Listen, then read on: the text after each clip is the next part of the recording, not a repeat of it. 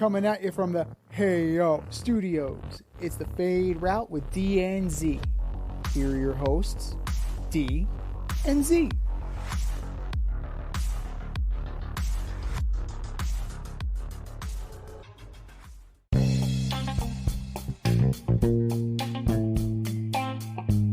Coming at you live from the Ayo Studio. Hey, It's the Fade Route with D and Z. I am D. We've got a great show for you tonight. The Penix Suns are in 8th. David Tepper gets upset, and Florida State decides not to play Georgia. But we'll begin today's show with Michigan. Michigan punching their ticket to the national championship game by beating Alabama 27-20 in overtime. Alabama deferred in overtime, which resulted in Michigan scoring first. On 4th and goal, and after a ton of timeouts, Alabama opted to go for a quarterback draw. 4th and goal, which was stymied by the Michigan defense that had 5 sacks early on in the contest.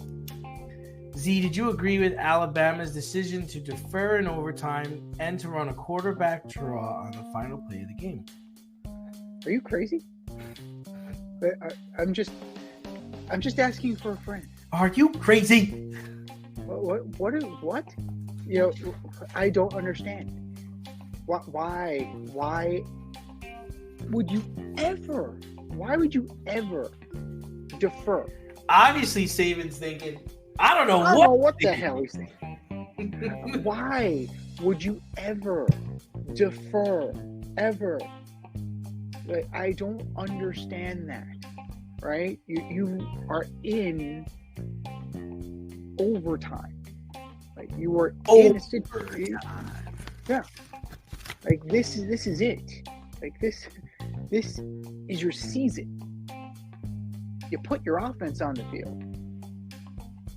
And then, if need be, you set the tone. Right? You set the tone, get points on the board, and then the chips fall where they may. That's what you have to do. You are in the catbird seat. If you are Alabama, you won the coin toss, right? It's in your hands. It's in your hands.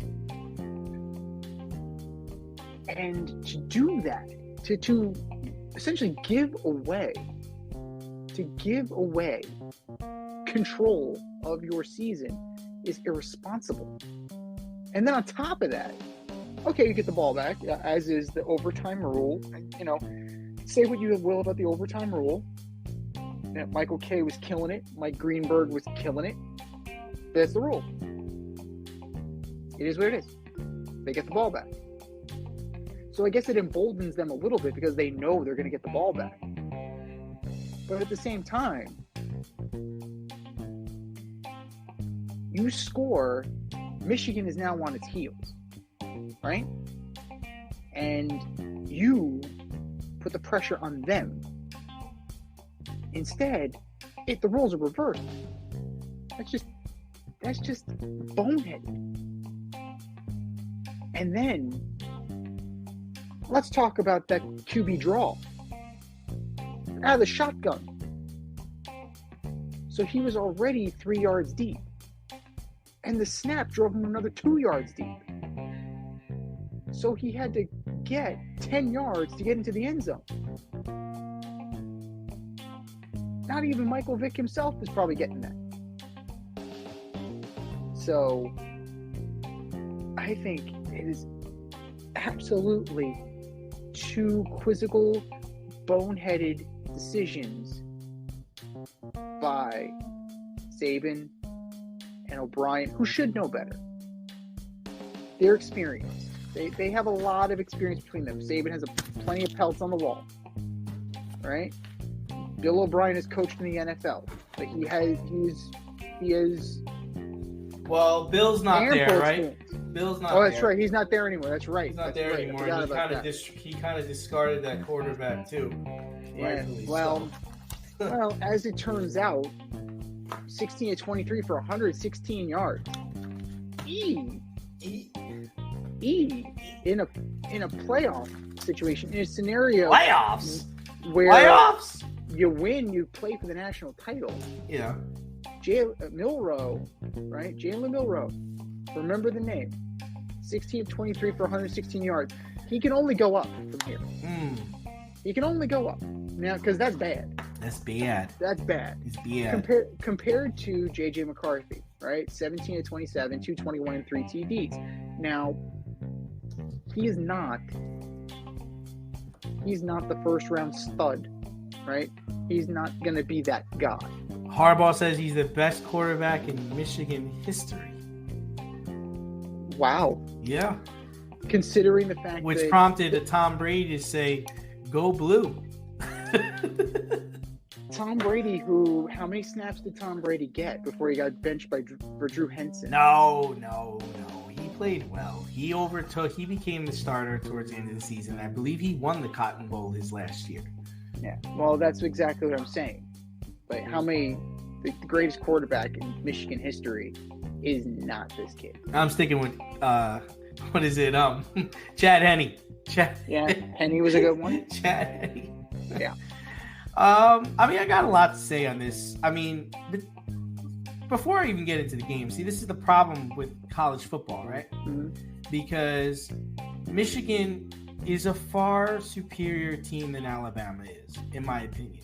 But you give Nick Saban a few weeks, he's got some of the best athletes in the country, he figures it out. It was a competitive game. It was much more competitive than it should have been.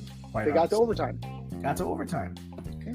And Michigan botched the beginning of the game. Jesus, could it go any worse? Muffin the punt and picks. Nah. But listen, I'm going to disagree with you. I actually like the idea of deferring because at that point, I think Saban felt his strength was with his defense. It was not with his offense. When you think about it, right? I mean, they slowed the Michigan offense down. They held them to 20 points. McCarthy was struggling in the beginning, and then he got better as the game went on.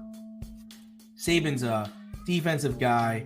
I think he felt like he had more control of his defense, and the idea was, okay, let's give them the ball first. I think we can stop them on the first drive, and then all we really need to do is kick a field goal. All we need to do is score, right? So that's where I am with him deferring. The offense did get to the goal line, so they were moving the ball down and distance. This is the problem I have with the final play is the down and distance called for your best play. What is your best play in this? And don't tell me that over the last couple of weeks you didn't practice this scenario. You didn't practice going to overtime. You didn't say, okay, if we need a play, this is what we're going to. We're not, if we're in the Auburn situation, what are we going to do here? I have a hard time believing that was their best play. And what made you think that you were going to muscle through Michigan on the last play of the game when you weren't able to do it all game? What made you think the sea was going to part for this kid and he was just going to what? Did you think he was going to go in untouched? Did you think he was going to break 3 tackles? How did you think this was going to look? How is this going to go? So I don't think it was their best play call. No. That's the only bad part about it. No. That is an absolutely atrocious play call. And my apologies to Tommy Reese. He did take over in February of 2023. So my apologies. Program, by the way. Yeah. So now you're going to get on my shit list instead of Bill O'Brien. You owe him some brownies. Oh, I owe him some brownies. Well, the way it's going, those brownies should be laced with laxative because he shit the bread. Alabama offense shit the bed. Well, I just think they were overmatched, man. I mean, Michigan was the number 1 team in the country for a reason. And they held their ground for 4 quarters. But, you always say, cream rises to the top, right? I mean, I didn't think Alabama belonged there. With all the preparation they got and the Hall of Fame coach that they have, they were able to get to overtime.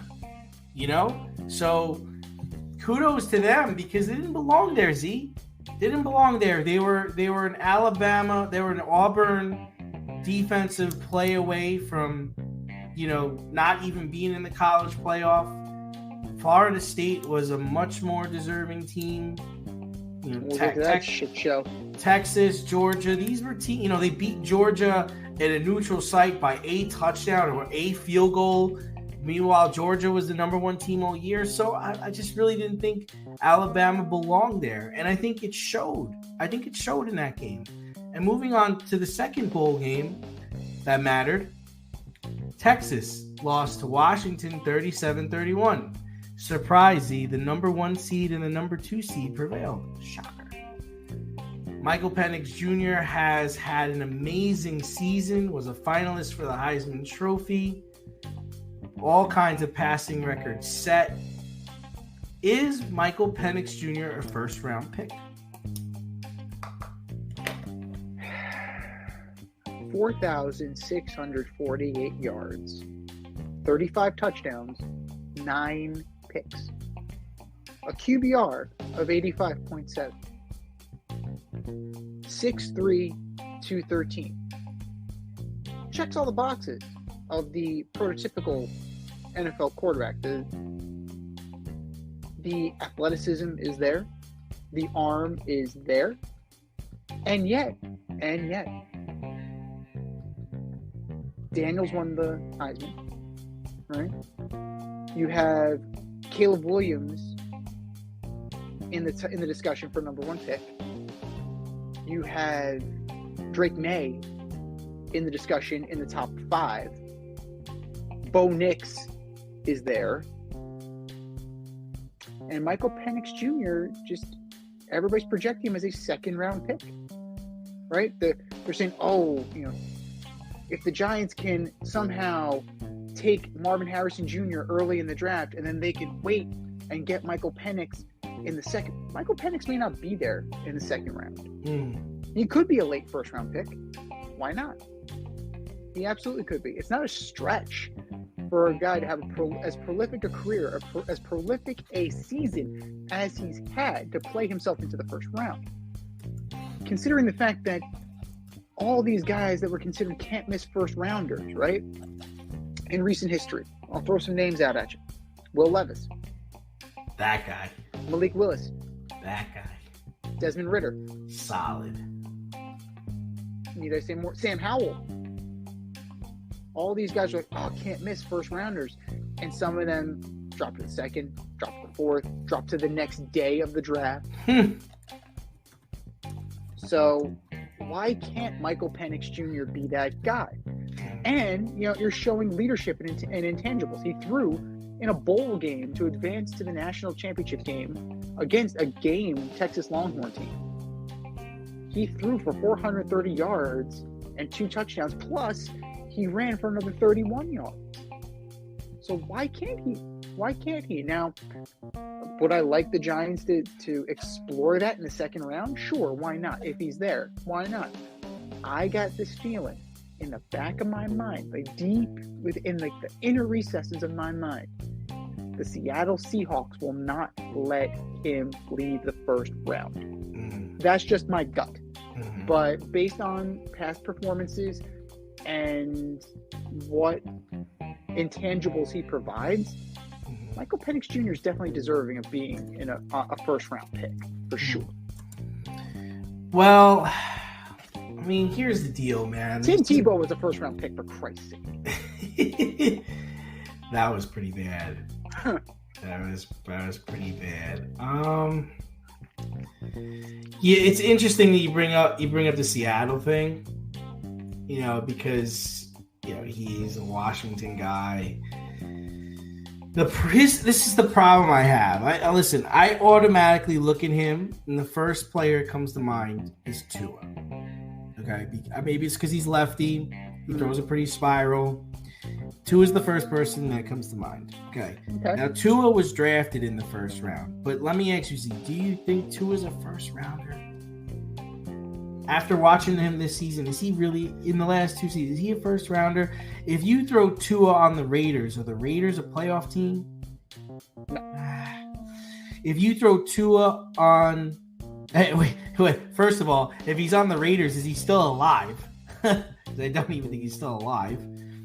If you put Tua on the Bears, are the Bears any better?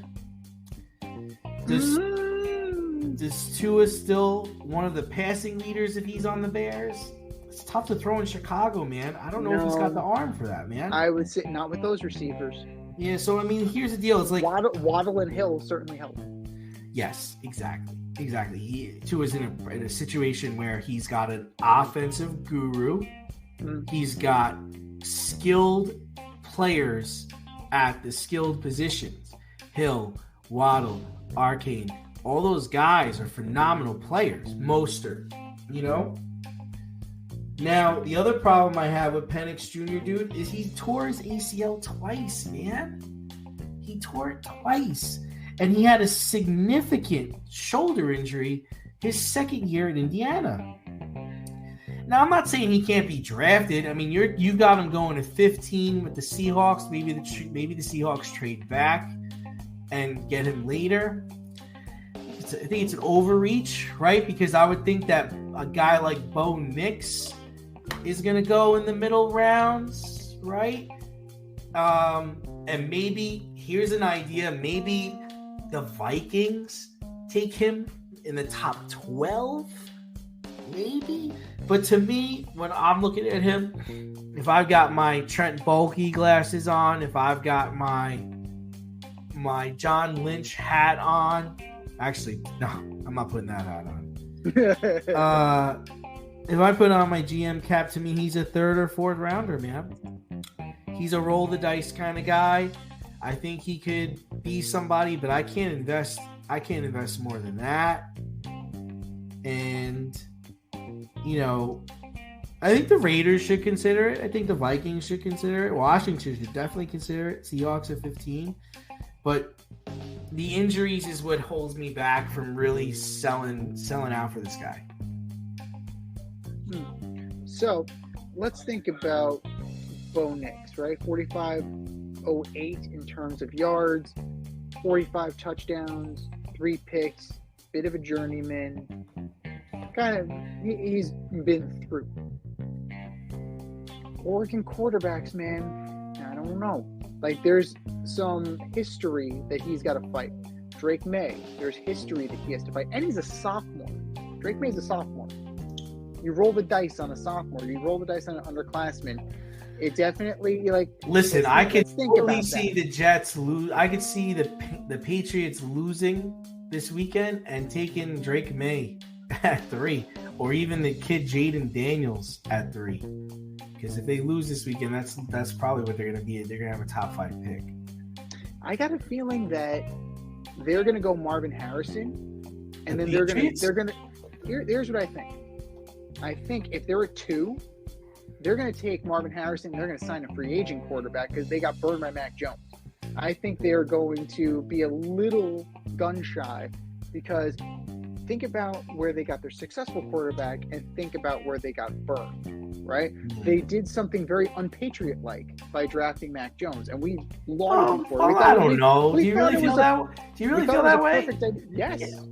I don't know. It seems like something they would do. They, if I recall, they traded back and got him, right? Or did they just got him with that pick? I forget. So the Patriots are known for zigging when they should zag, or zagging when they should zig. When you expect them to do something, they do the opposite. Yeah. And they were known for trading back. That is where Bill Belichick built his dynasty. Drafting a 6th-round quarterback, investing in Dante Hightower and Gerard Mayo, and drafting guys. Oh, he was picked. He was number 15. He got picked. All right, at 15. 15, yeah. So is Mac Jones. He's right in the same wheelhouse. But you're looking at a guy like Gronkowski. You know, you're taking tight ends in the 1st round, right? That's what you're doing. If you're the Patriots, you're not. Well, Gronkowski was a 4th rounder, wasn't he? I'm pretty sure he was in the 1st round. From Arizona. You might be highly unlikely because he had a back problem, and that he still has a back problem. That was what scared people about Rob Gronkowski. They might have took Aaron Hernandez earlier. Let me see. So, oh wow, Amherst, New York. I didn't know that. Oh yeah, he's from upstate. He was round 2, number 40. So second round. He's So a second rounder, yeah. All right, so I would say Gronk is a first-round talent. Definitely, 100%. Yeah. So, again, zigging where you should zag. Oh, this guy's got a back problem, right? I don't know how he's going to roll the dice with him. Roll the dice. Oh, yeah, for sure. Now, but you're not doing that with a franchise quarterback. Like, you're not doing like Aaron Hernandez was taken in the 4th round of that same draft, 113 overall. Okay. So, yeah. Your Drew Bledsoe was a different regime, right? That wasn't the Belichick era. So I think that, especially if they move on from Belichick, I don't necessarily think that they're going to go that route again because they don't want to invest that level of money again and risk flopping like they did. Because we'll call it. Let's call it. Mac Jones is a flop. Let's call it what it is, right? Mac Jones is not good. Like, he's a huge disappointment. We had him like pegged, right? He was the most ready of Hurts, Tua, and Jones, right? He's the least successful of the three. By far. So, who's to say, right? You really don't know. But why not? Like, see where Penix goes. You don't necessarily need to take him at 2, right? You can fleece a team like the Carolina Panthers, right? Maybe they want to roll the dice again. Maybe, I don't know, maybe the Bears want to get out of number 1. Maybe the Broncos are in this again because they're moving on from Russell Wilson. And maybe Jarrett Stidham's not the guy. Yeah, see, I think the Cardinals are going to try to get Marvin Harrison Jr. to pair with their Kyler Murray situation, especially if the Giants take Williams number 1. So you have the Giants trading with the Bears? Because the Bears are at number 1 right now. They are at number 1 right now. Yeah, so they could take Harrison 1 and screw this all up. It's a very interesting scenario because the Bears can either keep Fields and draft Harrison, right? Yeah. Or trade Fields. Because the Giants are going to be at 5, right? Depending on where they end up this year. Yeah, I would say they trade up. I would say they trade up to go get the quarterback. Yep. Now, here's an idea. Here's a crazy idea. Would you trade the number 5 pick for Justin Fields? If I was who? If you were the Giants.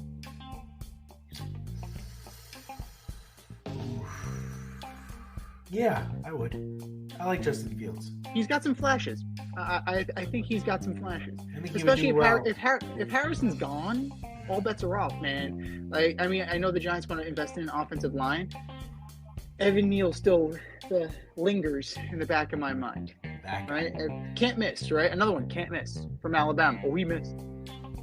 So it's something about it. Like, we're getting burned in recent history with these so-called can't-miss prospects.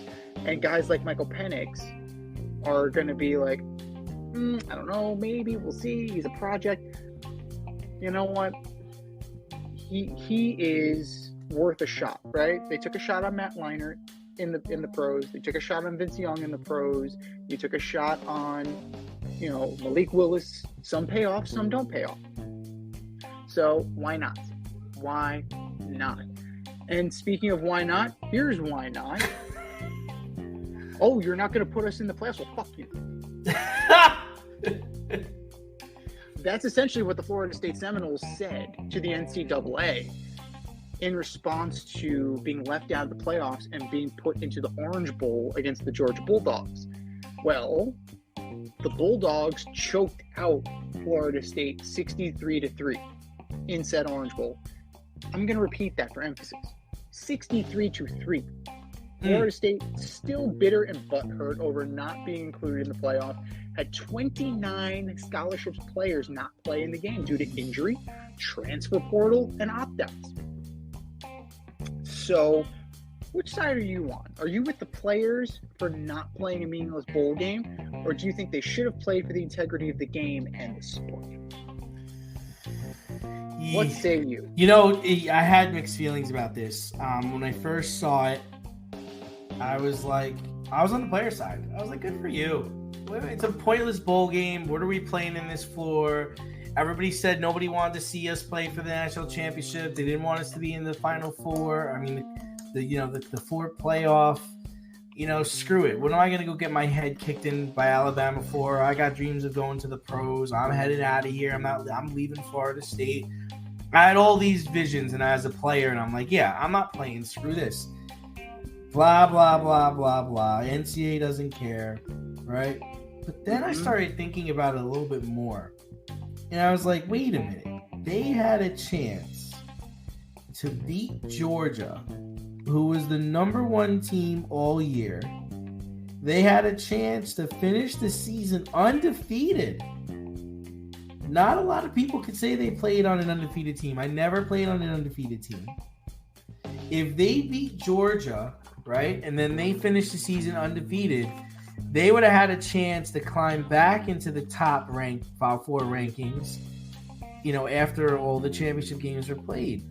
And then the committee would have looked back on it and said, man, maybe we made the wrong decision. And it could have looked at it as like, forever, we'll always remember that Michigan or Washington finished the season undefeated, but Florida State also finished undefeated and they were kept out of the playoff that year. So I think they missed a golden opportunity to really stick it to the committee and show the world or show the country that they belonged in the college playoff. At the end of the day, we still remember the UCF Knights. Yeah. From 2017. Wasn't there another team that shared the title back in the 2000s? There was a share of the national. There was a share of the national championship between, I think, Miami. I want to say like Miami and Oklahoma or something like that. Yeah. Where they both were undefeated. And then there was one in the 70s where President Nixon broke the tie. Right. So, this is a black eye for the sport, right? If you want any level of integrity, if you want players to play, you have to play. That's the thing. You have to honor the commitment. You came all this way, right? And for you to sit out and take your ball and go home because you didn't get what you wanted, it's a slap in the face to you. It's a slap in the face to your coach. It's a slap in the face to your teammates. It's a slap in the face to everybody who supported you, because it's petty. Well, the other flip side of the Z is, maybe the other part is if let's say they all played, right? Let's say they all played and they got their heads kicked in by Georgia. Maybe not 63. Then they lost to a better team. But maybe it's 42-7, 42-10, right? But now they lose all. I mean, they lost credibility anyway. But now you really lose credibility, and they're like, you see, we were right. You guys didn't belong in the playoff. Now there's the thought of, well, I would have liked to see because I'm saying it. I would have liked to see them in the final, in the college playoff. I'd have liked to see them there.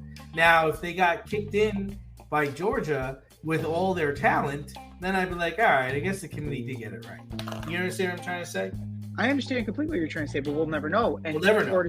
Florida State robbed us of that opportunity after the NCAA robbed us of that. I'm not mad at them, but I think as a player, I hate to say this, but I think the coach really botched this, because I think he had a chance to kind of get his players to rise up and rise above. This would have been a good character teaching moment for him and for his players. Now, I don't know what message he was sending to them. It seemed like he was on board with people not playing and on board with what happened. But this would have been a good moment to kind of say, hey, we're going to rise up here. And we're going to show them that we belong in that playoff, because we're going to play the best, Orange Bowl against Georgia. And we're going to show that, because Georgia's the number one team in the country, regardless of what anybody said. They were the number one team in the country all year. And we're going to take it to them because they lost to Alabama by 3 or 4 or whatever. It's a one-score game. We're going to go take it to Georgia. That would have been more of the message that I would have liked to see him put out there. And I don't really think he put that energy out there. No, absolutely not. It was that butthurt. Yeah, it was like, screw this. Guys, do what you want to do. I got your back. You want to play, you don't want to play. I'm cool with it. And sobbing about not being in instead of being like, whatever. Like UCF did, right? That's what UCF did, right? They didn't take their helmet and go home. They're like, we're undefeated. We're going to finish undefeated.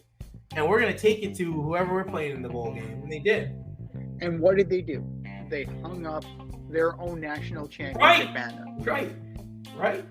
So that, like, to me, that mindset that Scott Frost had is so much better. Right. Like, it's so much more competitive. It's in the spirit of competition. It's in the spirit of football, right? That's football. I mean, that's football, right? That's really what it is. That's what it's about.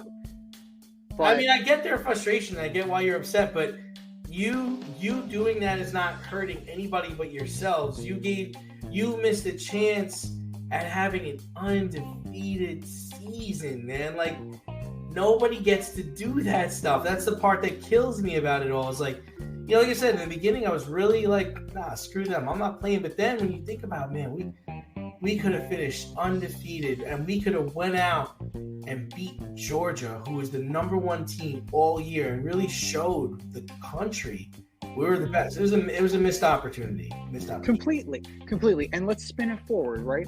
You have 29 scholarship players not playing, right? Whether they're exploring the transfer portal and opting out of the game to protect themselves for the NFL draft. If I'm an NFL organization, that's giving me pause. Yeah, I think so. A little bit. It's hard to say now with the whole NILs and everybody's kind of looking out for themselves. So it's kind of hard to figure out if that really plays. If anybody has that kind of loyalty anymore to a team, right? Mm-hmm. Because you can play for one team 1 year and then you're on to the transfer portal, and I'm just going to put on a different color next year. Completely. It's look at the organization that Deion Sanders was able to build through the draft, through the draft and the free agency, right? Through the transfer portal, which is essentially college free agency. The thing about the transfer portal is my mind's gone back and forth about it a lot, and I don't have a problem with it, but what I do think is I think the timeline for the transfer portal needs to be pushed back. Mm-hmm. Like, I don't think right after the season ends, players should be able to enter the transfer portal. I think it should take time. I think it should be a month or 2 weeks because, right after the season's over, if you're a young college student, you've got all these things going through your head, right? Mm-hmm. It's like, man, I don't really want to take this final. I'll just transfer out of here. My grades don't really matter. There's so many other things going on where if you just take a step back for a minute and just kind of think about, okay, maybe I will come back here because, I don't want to move and I really like the school. I mean, how many players do you think have entered the transfer portal and not immediately regretted it, but like, oh, shit, like I got to go to Iowa, or damn it, I got to go to Idaho, I wonder how many kids, like, after they enter the transfer portal, make their decision, like, man, I decided this too quickly. Can I get out of this? Can I change? Like, I wonder. Well, I mean, I'm sure there's plenty of them. The same way that kids commit and decommit as quickly as you see them, right? We had a player decommit from the Gators, and they're going elsewhere. Right. So it happens. Now, I think it's something as far as NILs and transfer portal that you need to put a cap on the number of players you can put in through the transfer portal because there's no reason, and I don't mean to be harping on Deion Sanders because, I thought he did a good job at Colorado, all things considered. They went from 1-11 to where they are. So there's growth. But you bring in 87 guys, you better fucking do something. Mm-hmm. And they didn't do well. I mean, they started off hot, but they faded. compared to 1-11, right? There's growth. But when you bring in a whole new organization, yeah, that's going to happen. So I think there has to be you can't bring in 80-something guys. Like Right. that's absolutely absurd. So that's definitely something for the NCAA, the toothless NCAA.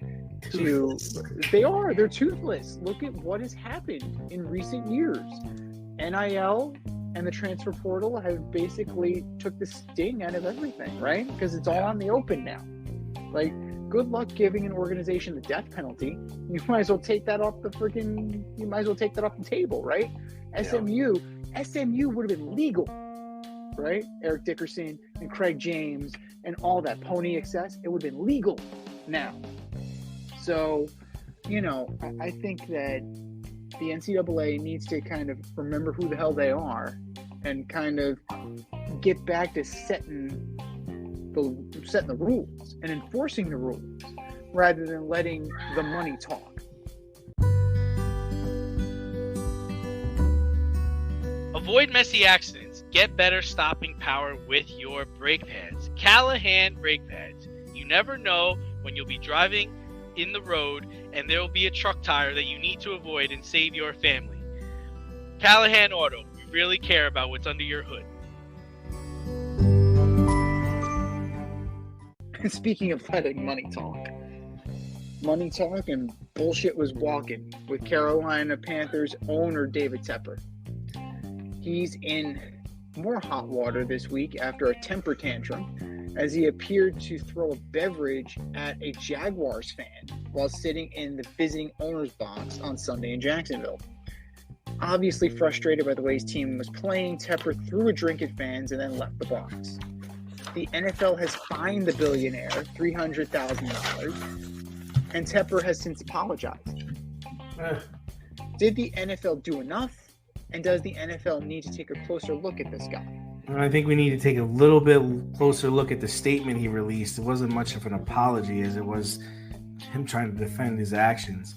I mean, Z, here's the deal. It's like, let's say a player threw a drink on a person in the stands.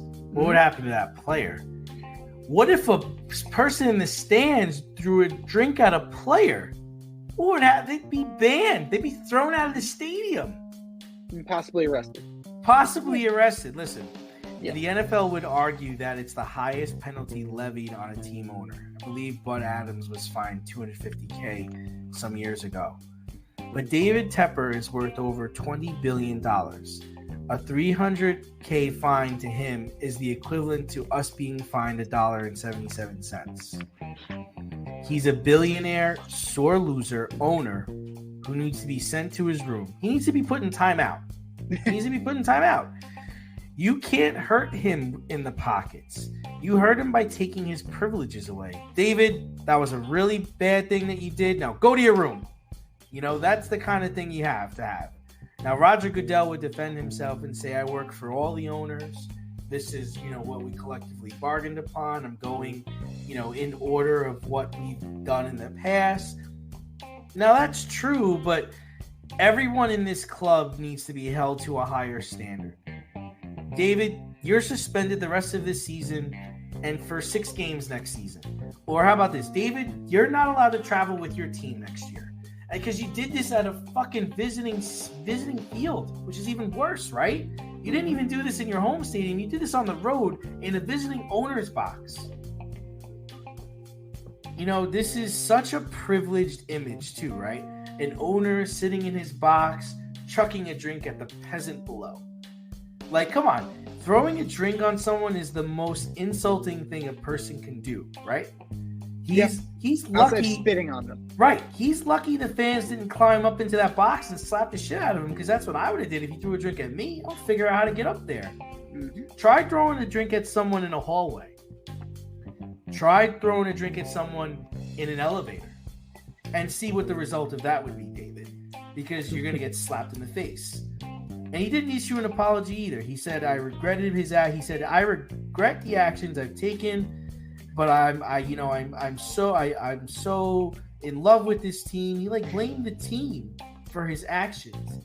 And so I have the quote here. I am deeply passionate about this team and regret my behavior on Sunday. I should have let NFL stadium security handle any issues that arose. I respect the NFL's code of conduct and accept the league's discipline for my behavior. What a crock of shit. Then he's throwing it on the security. Oh, I should have put it in the security's hand. Security stands for what? The fucking visiting team was talking shit?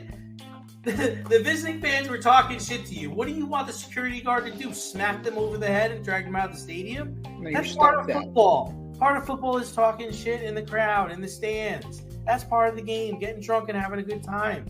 You couldn't take it? Your team sucks. It's not like you missed the playoffs over this, David. The team's been eliminated. And you've gutted the team. You took away their heart in Caffrey. You sold their soul in DJ Moore. And you're upset because they're getting blown out against Jacksonville Jaguars and their backup quarterback? Like, did you go into that stadium thinking you were going to win the game, dude? Like, what? Let me ask you, at what point do you think you become this arrogant, Z? Is it when you make $100 million, $200 million? At what point do you think you could just throw a drink on somebody and have no repercussions for it? At what dollar figure are you making where you're like, oh, the rules of right and wrong don't apply to me anymore? Because that's basically what he did there. And I wonder what the vibe is in the Carolina Panthers office today. I wonder if it's like they're all yes men. They're like, man, that was wrong. I mean, what were you supposed to do, David? You were just supposed to listen to them talk all that shit to you. You had to throw your drink at them. That's what you had to do. Oh, this is such trash. $300,000 fine. That's not warranted. That's not. Was that what you think they're boasting around in the Carolina Panthers building this week? You think that's what they're saying? Or are they looking around and be like, what are we doing here? Well, the first billion is the hardest. Yeah. So, it makes you wonder for sure. Like, where do you... It's absolutely ridiculous. Like, the amount of entitlement and the spoiled brat nature of it all it makes Jimmy Haslam look stable. And Jimmy Haslam is not exactly the token of stability in the NFL, right? When we talk about rash decision making, you handpicked Frank Reich to be the head coach, right? Supposedly you intervened with the taking of CJ Stroud as opposed to Bryce Young, right? You stepped in and said, no, I want Bryce Young. CJ Stroud, who's about to become the offensive rookie of the year. Yeah, he was an MVP candidate until he hurt himself. Until he got a concussion. Yeah. So CJ Stroud was in the discussion for MVP. But no. I want Bryce Young. You traded for the number one pick. You traded away DJ Moore for it. You traded away Christian McCaffrey. Right. This is wholly on you. It's time for David Tepper to look in the mirror and say, I fucked this up. But guys like him don't do that, right? In the world of PFTS, in the world of people for that shit, that's what coaches are for. That's what GMs are for. They're here to insulate me so I can fire them and they can be fall guys so that I never have to take accountability for my stupid and rash decisions. Much like George Steinbrenner, right? George Steinbrenner, how many times did he fire Billy Martin? Right? He was buried in my town. There you go. Yeah, I'm sure that George is waiting on him to fire him again. So how many times did a GM or a hitting coach or a player catch this wrath because of George Steinbrenner, right? And his own shortcomings. And what did Major League Baseball finally do after the whole Howie Spiro thing with Dave Winfield? Finally, they said enough is enough, and you cannot run your team anymore. Go away. You can keep signing the checks, but you cannot conduct day-to-day business. And eventually we'll get to the point with David Tepper, if he continues down this path, that the NFL will have no choice but to say, you cannot continue to run your day-to-day business. Because not only do you suck at it, 2-14, you are what your record says you are. You said it, the team sucks. You ran it into the ground. That's all you're in 5 years, he's really just been terrible. Yeah, you ran this team into the ground. This team, less than 10 years ago, was in the Super Bowl. Was it 2015? Yeah. Something like that? Yeah. They only had like one loss that year, too. Yeah, they were 15. Cam MVP. Yeah. Greg Olsen. Yeah. McCaffrey. Yeah. Like that the halcyon days of the Carolina Panthers weren't that long ago. And to see the precipitous drop in this organization since then, since really Jerry Richardson died, since the previous owner, like he was thoroughly invested. He brought this team from nowhere. He was the expansion owner. So that's kind of a big deal. To see that level of passion for this project being bastardized by this hedge fund bro, this hedge fund billionaire based out of Miami Beach, right? It's absolutely shameful. But money talks. And they're going to keep getting shot after shot after shot after shot. Right? Just like Stan Kroenke. Stan Kroenke can just turn around and move the team out of St. Louis to LA on a whim. Just cut. Yeah. He wins, though. That guy actually wins. He knows that guy actually knows what he's doing. But he does know how to fuck people over, too. Yeah, he fucked over an entire city. An entire city. He fucked over St. Louis. So that guy can never go back to St. Louis ever again. That guy. So if the NFL ever does go back into St. Louis, guaranteed that he'll be staying home when the Rams go visit. But, they definitely need to figure it out in terms of what's going on here. It can't just be about the money and the influx of cash that's coming in, because, it's got to be about the type of guy that is coming into the league too. They worried about Mark Cuban, right? Years ago when he wanted to get into the league, but I don't know, he's outspoken. I don't know about Mark Cuban, but they let Dan Snyder in. Right? They let this asshole in. They let Jimmy Haslam in. He's been quiet. He has been in recent years because the Browns are good. The Browns are finally good because he took a step back and he let people actually do the jobs. Remember when he had Paul DePodesta running the team? Yeah. Why? It's baseball. Like, what does a baseball GM know about football? Like, please tell me that. They're two different sports. Harvard, Yale, Maryland. You're funny, Pete. Last place. So good for you. But, it's definitely like the NFL needs to vet their guys. It can't just be how big is your check. That's not how these things work.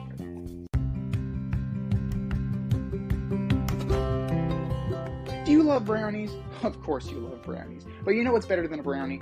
A delicious, handcrafted, gourmet brownie delivered right to your doorstep. That's what our guys at Sweet Life Brownie Co. offer. Chef Tommy D and the crew offer a dozen delicious delights that you will crave, from the classic OB to Dutch apple to campfire s'mores and many more. Check out their website, sweetlifebrownieco.com, for their Friday brownie drops. At noon, their site goes live and you see what they're making. Since you're there, become a site member and earn points. You earn 50 points just by signing up. Make sure you follow them on Instagram and Facebook too, at sweetlifebrownie_co, for the latest updates and their latest releases and creations. That's sweetlifebrownieco.com. Give them a call, 845-641-3043, and tell them D&Z sent you. That's sweetlifebrownieco.com, 845-641-3043. Sweet Life Brownie Co., because there's always room for a brownie. speaking of how big is your check, and that's not how these things work. Don't look now, but the Phoenix Suns are in trouble, man. They're in the 8th spot in the West. Bradley Beal is hurt. There's my shock face. And there are rumbles and grumbles that our buddy Kev isn't happy. You know, maybe it's his burner accounts, but he's not too happy in Valley of the Sun. So, can Durant force his way out of Phoenix yet again? Or does he need to be a big boy, put his pants on, and make this work? I just think he needs to make this work. I think, you know, I've already got a different view of him because of what he's done in his career, winning the championship with the Warriors and then, you know, going to Brooklyn, then forcing his way to Phoenix. I mean, if he leaves now, I just think it really damages his legacy. And he's going to say he doesn't care. I truly don't think. Bro. I don't think he cares. I think I do. Bill Simmons would disagree with me. Bill Simmons seems to think that he does care, but I don't think he cares. I really do think he's on a different level. But the problem is like the game is evolving, and the game is just gonna pass him by. I mean, he can't be happy with the way things are going.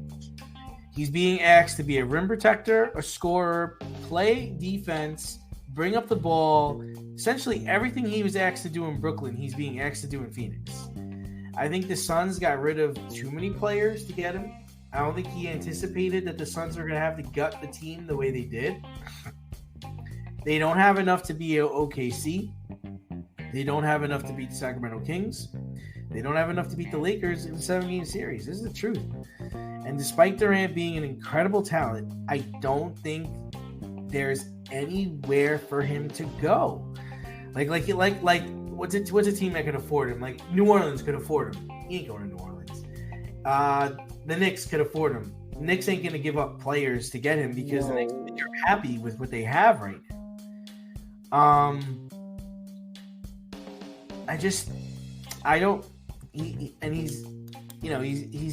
He's not going to go to a terrible team. He's not going to go to Cleveland. The only place that kind of makes sense for him to go is Golden State, right? It makes sense for him to go back there. It would make sense for him to go back there, but I find it hard to believe that this new owner is going to give up his biggest asset within and send him somewhere within the conference. No way. So here's the team that I thought of. I'm surprised you thought Western Conference. Yeah. Miami.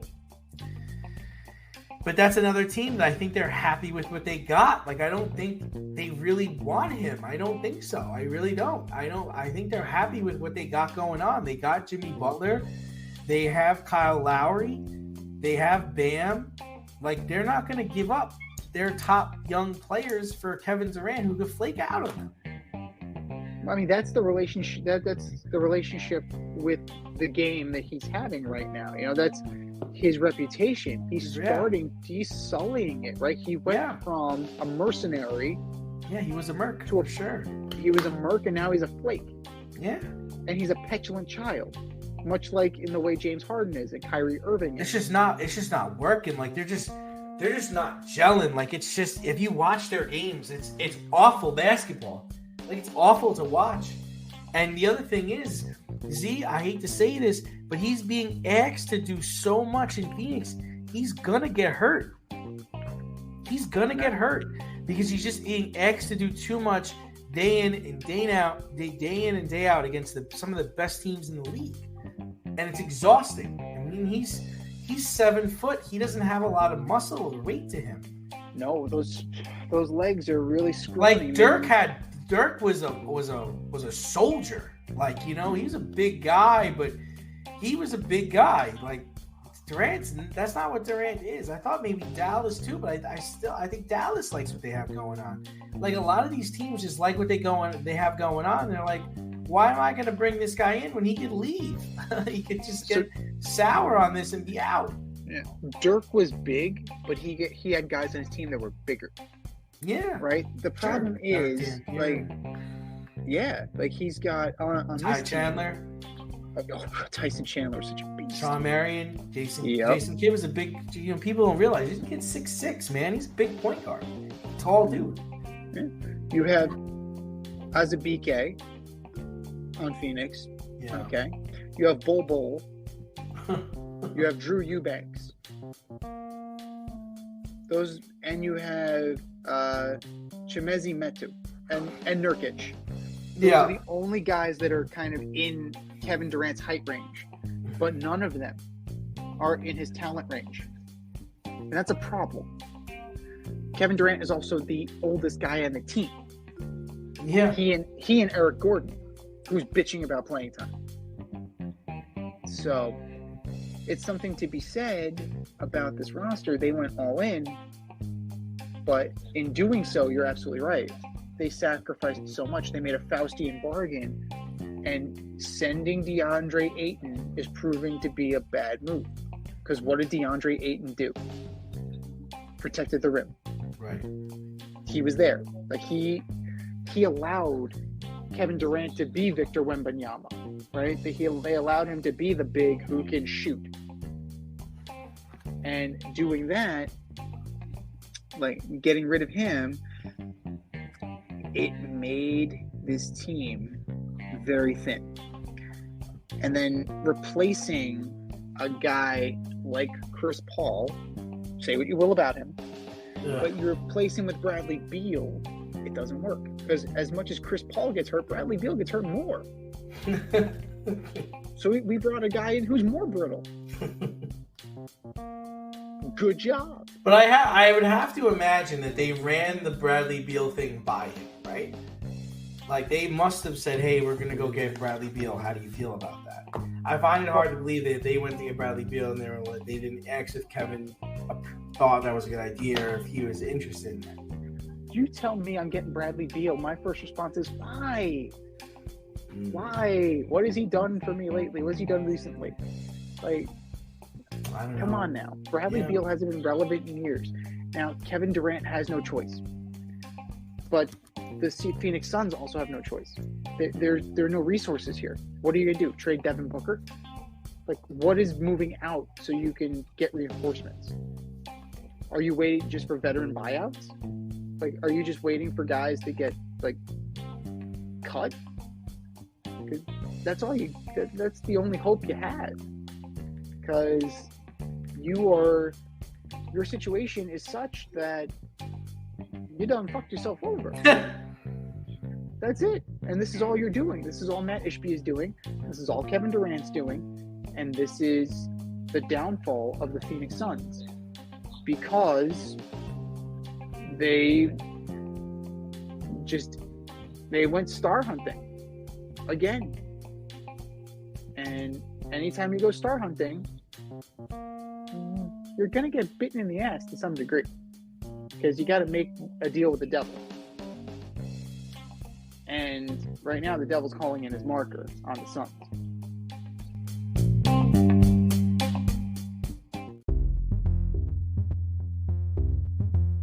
Are you in need of air care maintenance or service? I have the company for you. Air Care Technicians. They service the Westchester and Northern Bronx area and can help you with all your heating and cooling, maintenance, and service needs. Just give them a call at 914-315-1547. Again, that's 914-315-1547. Or shoot them an email at aircaretechnicians@gmail.com. These guys are the real deal as they are veteran-owned, licensed, and insured. Make sure to tell them that D&Z sent you.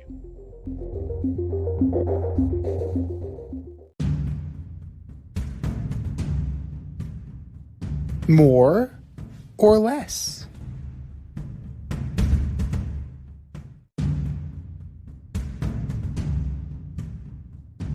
All right, boys and girls, we have a statement, and it's either more likely or less likely that it's going to happen. More or less, number one, a little analogy. Chris Sale will be to the Braves, as Justin Verlander was to the Houston Astros. Yes, more likely. I love this trade. I wanted them to sign Snell, but I am glad They got Sale. I'll take it. Give me 6 innings. Keep the visiting team under 4 runs. I'm good with that. You don't need to strike out everyone unless you're playing the Phillies. Yes, more likely. Here we go. Let's see.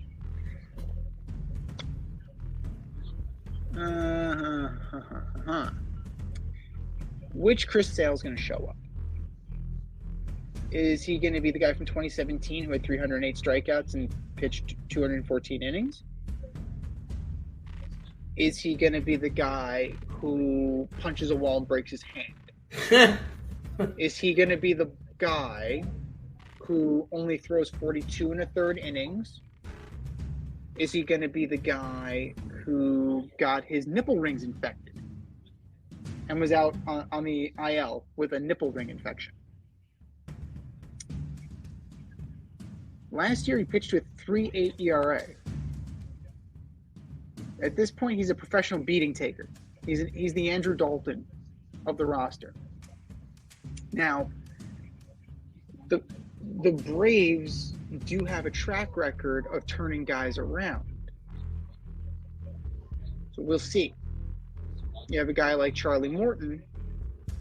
Maybe he can kind of be that guy.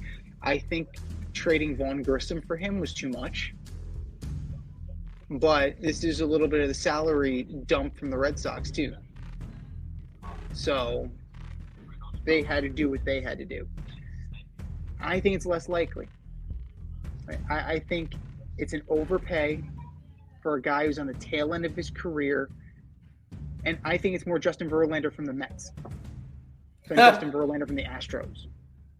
Well, he did eventually get to the Astros that season and pitched well for them. He made it back to the Astros, and who's to say the Red Sox don't reacquire Chris Sale at the trade deadline if they're in the hunt and he's kind of like middling along?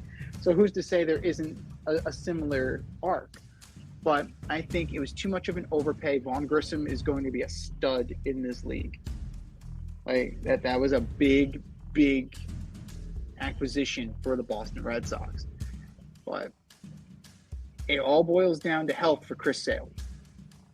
He hasn't been very healthy for a long time. Consistency, there is none of late. When he was in his heyday, when he was in his prime, dude can shove completely. I think that, however, that is a long time ago. 2016 was a banner year for him in terms of innings pitched, 226 innings. He barely made it over 100 last year. So he's not the ace, right? At 35, 36 years old, you're lucky if he gets to 90 innings next year. I think he's going to be lucky. So I'm saying less likely on this one. More or less number 2, Frankie Montas will deliver for the Reds like Sonny Gray did just a few years ago. Yeah, man. I'm going most likely on this. I'm the optimist today, man. Clearly. It's listen, is he healthy? If he's healthy, this guy is going to succeed in a small market. New York was too big of a stage for him. This move makes sense. I think he'll have a similar to the same success that Sonny Gray did. You know what scares me about this? Is that it is exactly the same career path, right? Except for that little stay in Minnesota for Sonny Gray. I am going less likely on this, just because this is gonna take him to Great American Ballpark, and Great American Ballpark is very, very small. It's extremely small. In Oakland, he gave up 20. His high water mark was 2021. He gave up 20 home runs. Then in 2022, they dealt into the Yankees. Turns out he's pitching hurt. But even so, in a very short sample size in the Bronx, he gave up 6 homers in 39 and 2/3 innings. Great American Ballpark is just as small as Yankee Stadium, and in the summer, it's a launching pad. So I am not as bullish on Frankie Montas as you are. Perhaps they can figure it out with him. I mean, he's plenty fresh. He threw 1 1/3 inning last year. 1-0. 1 1/3 innings pitched. So, career 37-35 with a 3.90 ERA. I'm not exactly high on him either. Will he have a bounce back year? Yes. But not as the career resurgence that Sonny Gray had. That parlayed him into a really good run with the Twins and then parlayed him into that contract with the Cardinals. But I just don't see it for Mr. Montas. More or less likely, number 3, we are witnessing the most talented era of NBA basketball. Yeah, I'm gonna say more likely. Like, if you look at the league right now, you got teams like the Thunder, the Grizzlies, the Kings, the Rockets, the Pelicans, and the T-Wolves are all relevant. 5 years ago, the Golden State Warriors were one of the most efficient offenses, scoring 118 points per 100 possessions. Now there are more than 5 teams that fall into that category. I think that's super impressive, man. I think there's stars all over the league. The Boston Oklahoma City game last night was fire. There's not a lot of bad. The Pistons are bad. Yeah, They finally won. Pistons are bad. The Spurs are bad, but they have a star. Like, they have a guy that's gonna learn the ropes. But New Orleans Pelicans are good. Like, there's a lot. I feel like the stars in the league right now are evenly sprinkled all throughout the league, and that's what you want. You want to have competitive basketball every night. Well, what are we talking about? Really, what are we talking about when we talk about most talented? Are we talking about the quality of player, or are we talking about what you're talking about, which to me sounds like parity? Right? There are no super teams, and the super teams that were put together are not doing great. Yeah. I think what are we talking about? I think there's a lot of talent spread out all over the league, and I think there's different generations of talent. Right? You've got the Tatum. Like era players. You've got nobody's really left from the Kobe era. You've got the new up and comers, right, with Ja and Williamson. You've got the new class of players that you got Shai Gilgeous-Alexander, Chet Holmgren, Wemby. Like, there's like 5 generations of talent in the league right now, and I can't remember a time when that really existed. Going back 7-8 years to now, you've got 5 different generations talent. Okay, yeah, you could say that KD and LeBron are kind of the older guys left from the kind of Kobe era, so to speak, and they've still got talent, right? Mm-hmm. So yeah, I don't know. I'm thinking the last time the league was this talented was probably 1993, 1994 when Jordan was wrapping up his last ring, because at that time you had Shaq just came into the league, the Anthony Hardaway, all those guys, Hakeem Olajuwon, Patrick Ewing, like that was the last time I think there was that much talent in the league. So you're looking from the time period of 1990 to 2000, I think is probably going to blow this era away in terms of talent, because you still had Magic, you still had Larry Bird, you still had the Bad Boy Pistons, you still had Michael Jordan. Yeah, but they were all alone.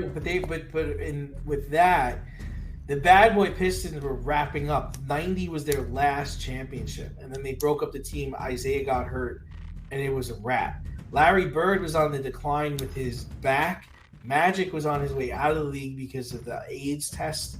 So, not really, dude. Like, no. That was the changing of the guard.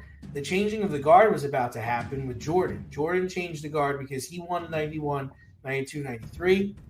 Then he took a year off, came back and won 96, 97, 98. But you also had, in that time frame, in terms of pure star power, they're still there. Plus, you have Patrick Ewing. Plus, you have the Rockets with Hakeem Olajuwon, Charles Barkley. You have Reggie Miller. And then just go down the list. Like, you still have that plenty talented. And then you start getting guys like Allen Iverson, Vince Carter. But they were like Duncan. 96, 97, 98, right? That's what I'm talking about. So from the year 1990 to the year 2000, you had name recognition, and you had gravitas in that league. You had David Robinson there. You had, like I said, you had T-Mac. You had a young Kobe. You had Shaq and Penny. Karl Malone, Stockton, Sean Kemp, Gary Payton. You go down the line, man. Like, those are like legends. And these kids, and they are kids. A lot of these guys are very young, right? You look at a guy like Tyrese Halliburton, Paolo Banchero. What are they going to become? Oh, we're not there yet. They're very good right now. Like Grant Hill, perfect example. When Grant Hill signed with Orlando, it was supposed to be a wrap, right? He was supposed to bring a title to Orlando. Yeah, that was supposed to be really awesome. Yeah, and then it turned out to be nothing. But Grant Hill was on that list too, man. So, as talented as these kids are, their future's not written yet.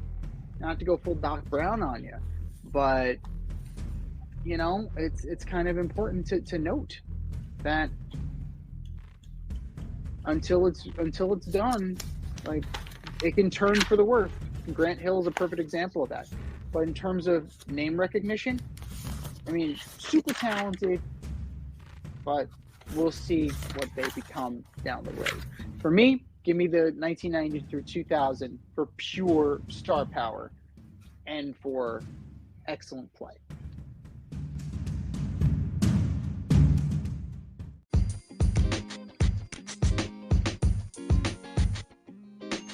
Your favorite podcast has its own merch line now. Go to the Fade store with DNZ.com today for all your Fade Route merch needs. I'm talking tank tops, t-shirts, sweatshirts, like yoga pants, we got those too. Like some cool accessories, we got those too. And we're not done yet. We have so much more planned for you, but check out what we have today at the Fade store with DNZ.com. That's the Fade store with DNZ.com.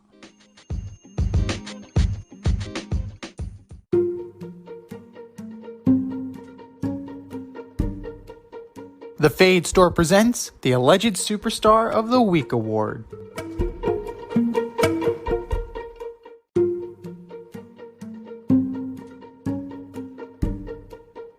All right, boys and girls, you know what time it is. It's time for the Alleged Superstar of the Week. You know how it goes. We put up a poll on our X account at Fade Route DNZ, and you vote, and you vote, and you vote, and you vote. And the winner of said vote gets a shout out on this here show and takes home the coveted ass trophy. And do you know who took home the coveted ass trophy for the entire year of 2023? Ooh, no, I don't. That would be VAR. Replay took home the ass trophy for the entire year, and it's very fitting because Replay has been ass for most of the year. It's an ass for most of the year. It's been ass. That's great. But that was last year. This is this year. Let's start off on the right foot. Who is your Alleged Superstar of the Week, D? Who are your nominees? First up, I've got David Tepper, owner of the Carolina Panthers, throwing your drink at a Jaguars fan because every move you have made with the Carolina franchise has been awful. Traded McCaffrey, traded DJ Moore, hired and fired Matt Rule, fired Ron Rivera, fired Frank Wright, drafted Bryce Young. Must feel mighty powerful throwing your drink from the owner's box to the peasants below. Try that shit in the hallway, Tepper, and see what happens. David Tepper, you are my alleged superstar of the week. Number 2, I've got the NFL for only finding a billionaire $300,000 for throwing a drink on a fan. That's the best you could do. Let that be a player, a coach, or a fan, and they get the world thrown at them. And last but not least, Joe Douglas and the New York Jets signing Dalvin Cook in the summer and cutting him the last week of the season, wasting money, his time, your time, fans' time, everyone's time. I'm so glad this season's over. Joe Douglas, you are my alleged superstar of the week. What you got, Z? All great choices, but I'm going to piggyback off of yours, and I'm going to start with Dalvin Cook. Bro, you knew what you were getting into when you signed on with the Jets. Bruh. You knew that Breece Hall was the lead dog. You knew this. So I don't feel sorry for you that you only got a certain number of touches. I don't feel sorry for you that you haven't reached the end zone as much as you would have liked. This is the situation. If you wanted to be a lead back, you should have gone to a place where they needed a lead back. Instead, you went to chase a ring, right? Because you got enamored by Mr. Rogers. You wanted to be in Mr. Rogers' neighborhood. And guess what happened? 4 plays in, his leg blew up your plan. So I don't feel bad for you whatsoever. Now, weeks ago, you could have requested your release. So you could have latched on with the team and you could have, played your way into the rotation and played your way legitimately into the playoffs. Now, you ask for your release now in hopes that somebody is going to come calling. Who's going to come calling? The Cowboys? Who's going to come calling? What playoff team needs a running back? You're going to go play in Buffalo with your brother? Oh, are you going to be overshadowed by your baby brother? Is that what's going to happen? Poetic justice would be if nobody signs him. That would be poetic fucking justice. You're so mean. You know what? I'm sick of this shit, man. I'm sick of it. Get him, Z. Get him. Dude, if you want to play, then you should have signed on to be the lead dog. And guess who could use you? The Minnesota fucking Vikings. The team that cut you. They could still use you. Funny how that goes. I am done talking about Dalvin Cook. He can go be irrelevant for the rest of his career. Because you know what? He was irrelevant this year. At least Le'Veon Bell, when he was irrelevant, wasn't cashing a check. He walked away. You stole money this year, Dalvin Cook, you are my alleged superstar of the week. University of Alabama. Why are you deferring? You go, you punch Michigan in the mouth, and you dare them to beat you. That's what you should have done. Instead, we're going to put our defense out there, and then all we have to do is kick a field goal. Well, how'd that work out for you? University of Alabama. You're watching from the crib, just like the rest of us. You are my alleged superstar of the week. And last but not least, the Lions and the Cowboys, specifically for the last 2 minutes. That was putrid. The Cowboys played no defense whatsoever. And then, once the Lions score, okay, you go for 2, you go for the win. Right? An honorable mention here goes to the referee, Brad Allen. Right? Who reports eligible? Is it Decker? Is it Skipper? Is it Decker and Skipper? Is it Barbie and Skipper? I don't know. Did he miss the call? Did he not miss the call? Did he ignore Taylor Decker? Fuck me, I don't know. I wasn't there. But you got a guy coming over to you. What was the ref's name? Brad Allen. Brad Allen. You know the Lions are 0-6 when Brad Allen officiates their games. Did you know that? I did not know that, but you know what? This sounds a lot like Scott Foster and Chris Paul at this point. It sounds a little more than anecdotal. It sounds a little more than coincidental. So, okay, first play wiped out due to an ineligible receiver who, by all accounts, reported as eligible. Maybe he did it in a passive-aggressive fashion so as not to tip off the Cowboys, but guess what? The referee has to tell the Cowboys who's reporting as eligible anyway, so it's not like you have to be clandestine. The very next play, Dan Campbell goes for it again. Bro, what the fuck are you thinking? Kick the field goal. I keep saying field goal. Kick the extra point. You go into overtime. And then the chips fall where they may. But no, Danny Big Balls decides to go for it again. Jared Goff throws a pick. But wait, it gets better. Micah Parsons was offside. So Dan Campbell gets a third bite at the apple. And what does he do? He goes for it again. Kick the extra fucking point. Kick it. Kick it. Kick it. Kick it. Go to overtime. Take your chances. Instead, you throw a weak-ass screen pass, and it's dropped. Lions lose. Cowboys don't win. Lions lose. Because you put your dick on the table and you decided to coach with your ego rather than coach with your brain. Coach with your brain next time, because next time's the playoffs. There is no next week. Coach with your fucking brain. Lions, Cowboys, and referee Brad Allen. You're all my alleged superstar of the week. I think we said our piece. Go to our X account at FadeRouteDNZ and vote.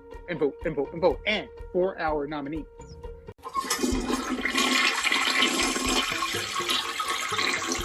Just do better, boys. Just do better.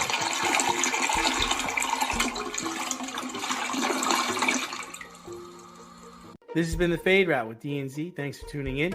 Catch our podcast on Wednesday nights on iTunes, iHeartRadio, Spotify, wherever you listen to your podcasts. So until next time, stay faded, everyone. Time for us to run the go route. We'll talk to you next week. Thanks for listening to this episode of our podcast. If you like what you heard and want to hear more, be sure to like and subscribe on your favorite podcast platform. Rate us 5 stars, leave us a review, turn on subscription notifications, and tell your friends. Spread the word, spread it wide.